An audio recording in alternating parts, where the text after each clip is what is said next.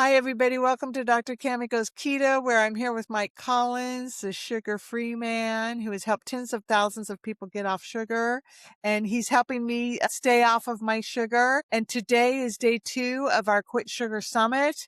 It's rolling out. There's incredible speakers. There's 60 people that are interviewed. And Sean O'Mara's there. And Nick Norwitz is there, up and coming guy. Robert Lustig is there. Joan Iflin is there. There's just so many wonderful people. So we hope that I'll put the link at the end of, in my comments here, and we'll be able to have you sign up for free. It's available, right? For free the whole week, or when? Yeah, free all week. Free all week. So sign up and get some free education and just learn about what's going on with you and how to help take better care of yourself. That's it. You'll enjoy it. It's Yeah, wonderful. you would. Go ahead. Well, we put a lot of work into it. It's really some of the best education on the planet about the sugar reduction and sugar detox and sugar addiction movements. And legitimate, like the truth. You read stuff in social media, and you read stuff and chat gives you stuff. Who knows what you really is the truth, but getting them from the mouth of the babes, is a really good way to go about learning. So yeah, we'll help you. We hope that you will join. And so today what I wanted to touch base on with you, Mike, was just a little bit about me feeling like I'm settling in to this no sugar, no flour, and no caffeine. And I had my 90 days and then had my lovely binge at day 92 and was right back on track, which, by the way, I had to throw out a lot of food that day.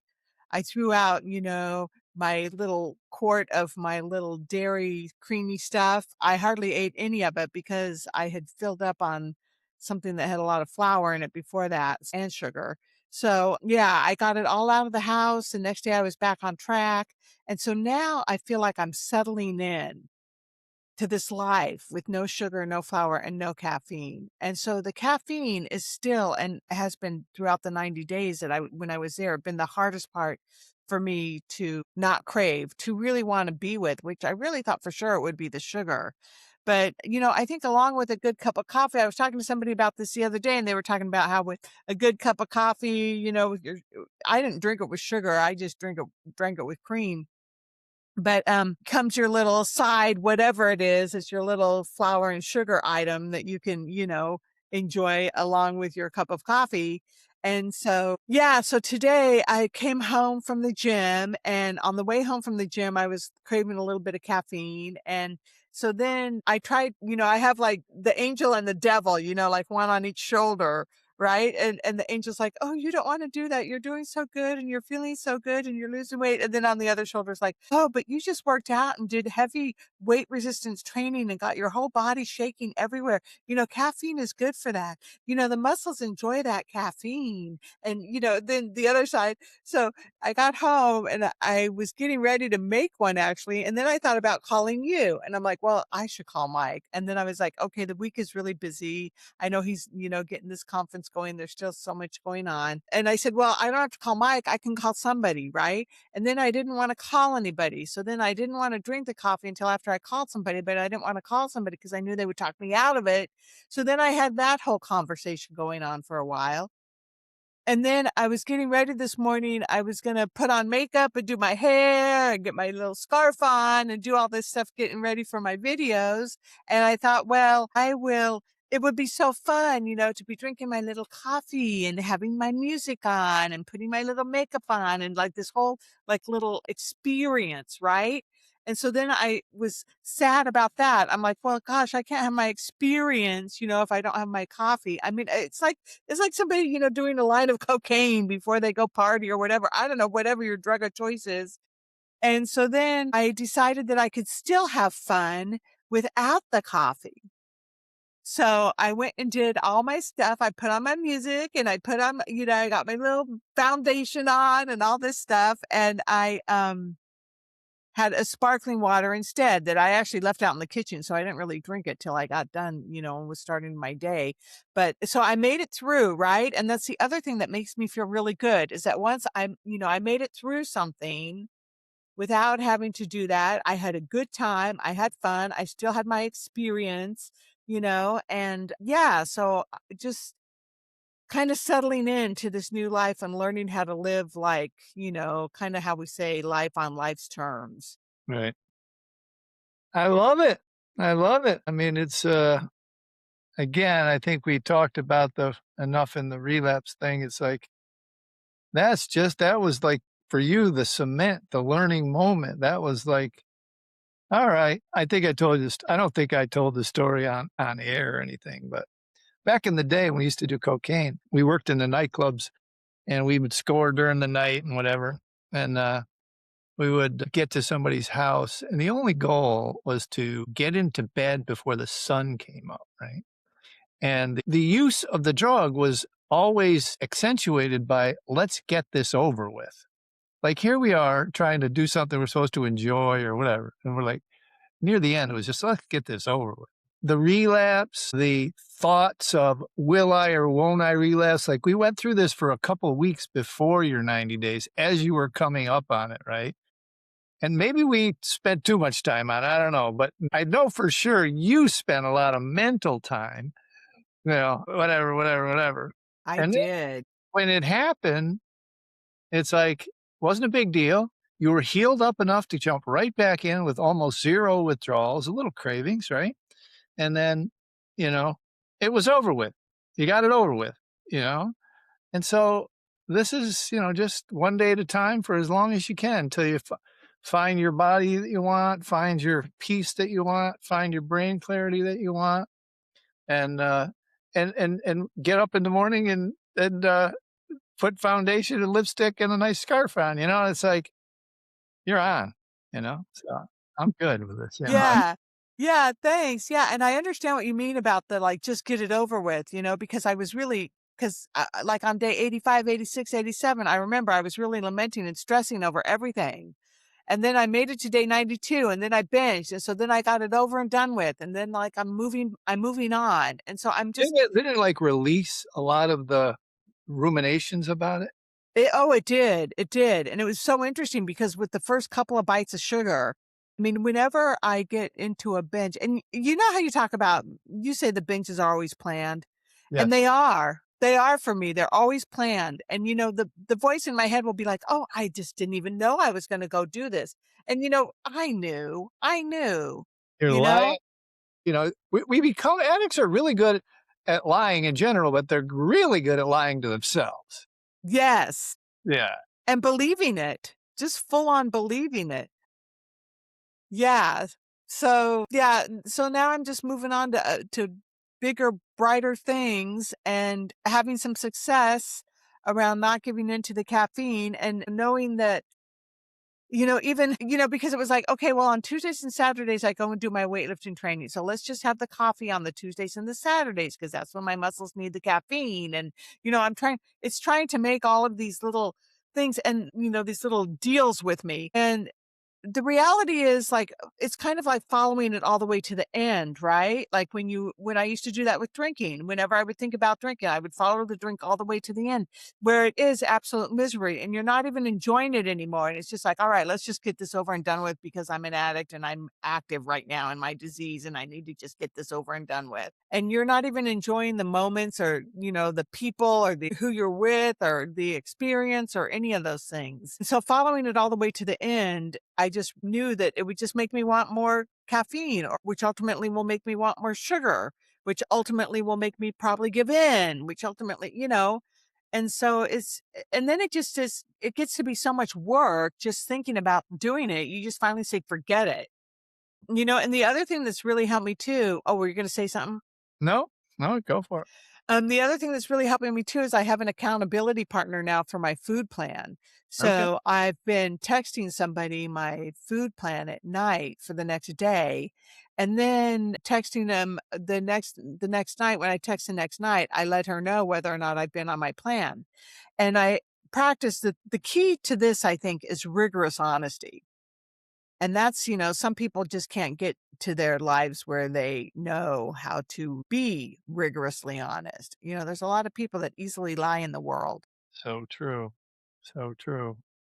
Yeah, no, it's hard. I mean, the AA phrase is the easier, softer way kind of thing. And it's like, but the idea that And I think it makes sense because if you think about the easy button that is dopamine manipulation by chemicals, then you get to feel the things that normally require work, like exercise or whatever, good making good food or get watching the sunset, things that require getting up off the couch or, movement or not always necessarily exercise. You can get a hug, you can watch a sunset or whatever. There's a lot of cool things that you can do, but the important part is that you're actually retraining your brain to get the dopamine in another way. And that's the important part.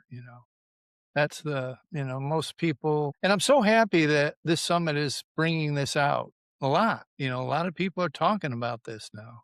There's a lot of people who are expressing deep, deep understanding of the neurological effects of sugar and the emotional effects of sugar. Remember, I've always talked about the body guys and the brain guys and emotions and gals. It's like for 100 years, we've known what it does to the body, but now, and this is my work and our work is the behavioral change process is not driven by the fact that you have diabetes or the fact that you're overweight.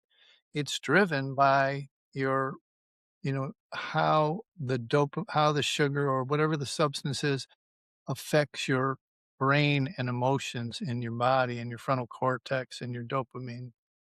And that's like, I think the lesson of 26, it's the lesson of the future. We just got off one of the last interviews and I was kind of blown away. I wasn't expecting it from this woman, but she's very deep into holistic healing and she helps women with breast cancer, right? And she had some great sayings, one of which was addictive behavior is a continuation of self abuse. And that's like, you know what I mean? It's like it's a continued behavior of self abuse. And this was interesting as hell, too, is you have to go back to the point where the cells got sick. Carbs are emotionally overwhelming or something like that. I mean, it's just like, but I love the one, addictive behavior is a continuation of self-abuse. And we never thought of it that way. We never think of it that way. We think of it as a treat. And we think of it as a treat because we get a little jolt from dopamine, right? Mhm. You look Mhm. at it, it goes back to my thing that I've not really done much work on called internal cutting, where there's too much science. The body guys, thankfully, have proven to us that fatty liver, diabetes, F2 are all caused by ingestion of sugar and ultra processed carbs. So, with this knowledge, the continued ingestion of said product creates a function very similar to dragging a razor across your arm. When you drag a razor across your arm, what you're thinking about is a little blast of dopamine, a little blast of endorphins, a little blast of you get this, you feel like, and this is what they all say who do it. Cause you're like, why would anybody do that?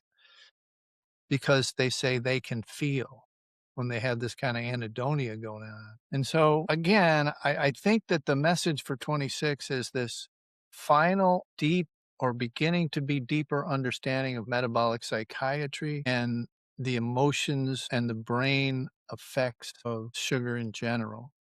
And everything we've always discussed has to do with that stuff. Because you Mhm. work out hard. You work out hard. You know, eat right, you abstain from sugar. But, even with that biochemical repair, you are she said something else. You're detoxifying the negative emotions that swirl the negative emotions that needed to be quelled, that needed to be tamped Mhm. Mhm. now having to work out in a holistic way, in a positive way. You've got to how shall we say, you have to find new ways to soothe them because they're not going to last forever. I heard another thing today that emotions last 60 to 90 seconds. And if you can walk and make it through that group of that emotion, then there's a little piece on the other side. And actually, even, and I always, I hate this phrase, but lean into those emotions. If it's worry or fear, lean into it for 60 or 90 seconds, and then it will have passed, Yeah.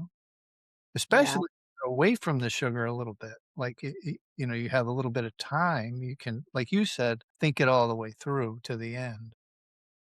Right, and if you can process those for that, 60 or 90 seconds, if you can make it through there and kinda process them in a healthy way and not give in to whatever it is that you're thinking about using or going into or whatever's happening that's creating these emotions that will normally drive you to something unhealthy. If you can drive yourself to something healthier, a healthier way to cope, then you feel really good about that. Like today, like when I didn't drink the coffee, and I'm like, God, I feel so good that I was able to enjoy this moment, in a really clean and sober and abstinent way, which is lasting, that stuff will last. And what you're describing too is 2 things. 1, you're describing the necessary incremental releases of the emotion for the 60 or 90, and then you're describing the reprogramming of what do you do next to feel a little bit better, to raise your self-esteem, to raise how you feel like that, and to create some dopamine. 'Cause dopamine, people miss one missing thing that's not talked about a lot in addiction is the dopamine is the remembering thing. It remembers where the bush is, the berry bush is next year for the animal, you know what I mean? They can that's what it's I believe its function, its psychoactive function, it's a learning molecule, right? And so now you've got a mini release of the emotion, you lean into it, and then you're on to walk the dog. All of a sudden, next time you got an emotion, you find yourself out on the street, and you're like, "How did I get out here?" Because you've reprogrammed yourself to not use sugar, but to walk the dog, you know? So, yeah, it's a Well, that's cool. I'm looking forward to that. well, I'm not you there did it yet. this morning, you did it this morning, you know? Felt a little like you were missing it, and really you were missing the dopamine hit from it, and then you thought it through a little bit, you released processed some of the thing, and then you went and, had another ritual that you created around the makeup and the sparkling water. Yeah, and I think there was also a little bit of me there's that component of missing what it used to do for me, like some grief, a little bit of grief around how, oh, it used to do so many wonderful, great things for me and help me in so many ways. And now that's not happening. And knowing me and how sensitive I am to things, I'm probably like, I'm missing that relationship that I used to have with sugar when my son passed away and it saved my life. And, all of those dramatic things, that I think about. And I'm missing that a little bit.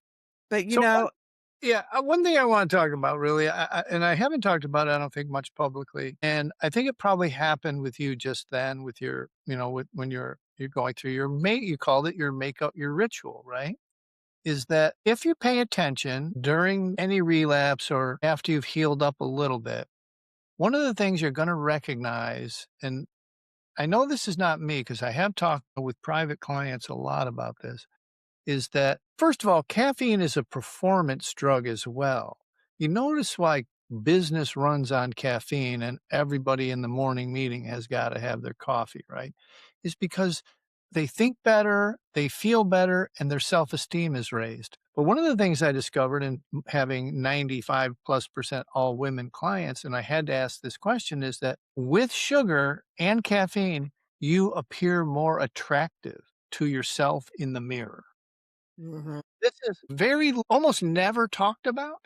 It's never been explored, I don't think, in any depth because it is subjective in some ways, obviously, but everyone confirmed the same thing, you know, and it happened to me, you know what I mean? It's like when I get a false or a accidental ingestion in a salad dressing in a restaurant, I go into the bathroom and I'm like, "Damn, I'm handsome today." You know what I mean?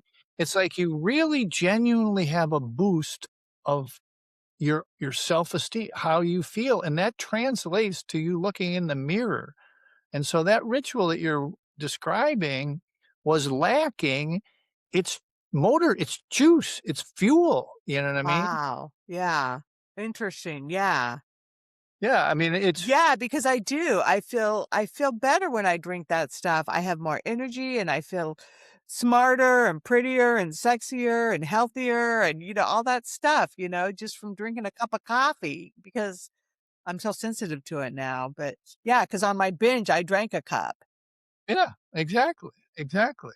I mean, the overall boost in self-esteem is good, but it can translate to actual subjective reality of the mirror, it can, and the people that I've asked to do it who would, they were early in their days and they would go back and forth, I'd say, "Okay, if you do slip, go in the bathroom, or go to a mirror and check it out." And, they reported that they felt more attractive with the sugar on board. I mean, cocaine is famous for this. I mean, it's the same thing, it's just, faster. It's like you just do a line of cocaine and you're the smartest, best looking, gonna accomplish the world instant like, goes in 30 seconds. You go like, Well, Oprah. and even the alcohol, right? You get You yourself know? confidence. You're a guy, a couple beers, you can go talk to the girl and, all Well, that yeah, stuff. I mean, the first 2 for alcohol, but then it kinda goes down after that. But yes, it does blast the dopamine for the first 1 or 2, you know? Right. Sugar's the same way as alcohol, as a matter of fact. It's up for a bit, and then you're ugly. I'm not shitting, and this isn't I don't believe I'm actually saying this because it sounds vain as fuck, but it's like, you know what I mean? It's like but it's true because I've verified it with, 20 or 30 different female clients as they went Yeah. back and forth, you know? Yeah. Yeah. It's really interesting how there's so much, and how we're starting to really understand what happens with this metabolic psychiatry and what happened, what goes on in your brain and then once we understand it better, we'll have better solutions, we'll be able to understand the solutions a little bit better too. Yeah, So, excited about metabolic psychiatry in a way that I haven't, after dealing with sugar addicts and sugar for 15 years and to have such a new exciting injection of hell, the people at Metabolic Mind are billionaires, okay? And they own Roblox. Their family, the founder is, I think, full owner. I don't even think there's any I think they're a public company, but he owns most of it. And it's like one of the biggest online platforms in the world. And their son was healed from schizophrenia and other mental or I think it was schizophrenia. yeah, schizophrenia. Yeah, I mean, and like and they swear by it and they're funding other organizations, different people, Research, research, nonprofit studies. all kinds of stuff. Yeah, I mean, it's like people don't realize it, and they don't I interviewed one woman for the summit. Natasha Smichels works for a nonprofit that really does the same thing that was funded entirely by the Basinski Group and Metabolic Mind. And it's like, it's kind of wild, really, that it's and Chris Palmer, I think, well, I can't say for sure, but he intimated before that, they were interested in funding well, they're definitely interested in research. It may have even funded some of his office and stuff. So it's just so cool, man, just so exciting. A lot of interesting stuff coming out, and it's gonna all translate to, help for us to heal. Yes, for everyone, I mean, who else do I discuss this with? A couple people on the summit, but having it been in and being in this little bubble that you and I are in now, it's really hard to understand when it seems so obvious that all of this, what we're discussing, is true about the power of this drug, this power of the psychoactive nature of this drug, not really getting out to the public. And I'm getting to the point where I'm big enough on social media that the hate is starting. Yeah. The hate is like, sugar addiction's not real, that, you're a bozo. I mean, it just goes out. They're getting really nasty lately because I don't know, well, it's just their job, I guess. But the FDA chairman, Marty, what's his name there? He mentioned sugar addiction in a speech. There's a video out there where he says, it's talking about sugar addiction in children. And I'm like, Yeah. Yeah. Yeah, and, society has a obligation, I think, to the kids, as parents and everybody else, to really, because they don't know better, and we should know better, but a lot of people don't wanna know better. They just wanna go about their day, drinking their coffee and eating their sugar and having, it's it's a it's a stand-up life, and it can be a hard life to be sober and abstinent, you know? Yeah, I mean, especially when your brain and body and emotions and, systems are trained to soothe this way. It's really all it is, and I don't wanna minimize it in any way, but it is a habit that can be broken and changed, and it's a habit that served us well unconsciously for many years. Some people Absolutely. agree. Some people's bodies, I mean, there's a lot of thin sugar addicts. It's like some people's bodies end up not looking as damaged, but I think when you look at it on the inside, they're probably just as damaged. Right, you look at their vessels, and you look at the liver, and you look at the Exactly, exactly. yeah, They're brain. and they think they can exercise it off, but what's happening is they're they're getting the brain blast dopamine hit with the sugar, and then they're going out on the road and they're getting that from the running, and they're worse addicts sometimes than people that are overweight and don't exercise. Seriously. Well, and I think for me, the bottom line always is what I call the litmus test is when it's 2 o'clock in the morning and you're in your bed and you're awake and you're by yourself and it's dark and it's quiet and you think about how happy and joyous your life truly is. I And like I that. think that the less stuff you're on, the more joy you find. I'm so happy you said this because I have been feeling a very weird amount of joy lately, like a real kind of giddy joy. And I don't think it's like a pink cloud of any kind. I think, January is always cool. You make a couple extra bucks and you help a lot more people for us. I think that's part of it. But the bottom line is like, I just think that I can, I've had some diet changes too. And I just think I'm healing up more biochemically. And, and I, and I, there is a difference. In my early days, I don't think I ever could have distinguished between happiness and joy. I think there is a distinction. This is joy.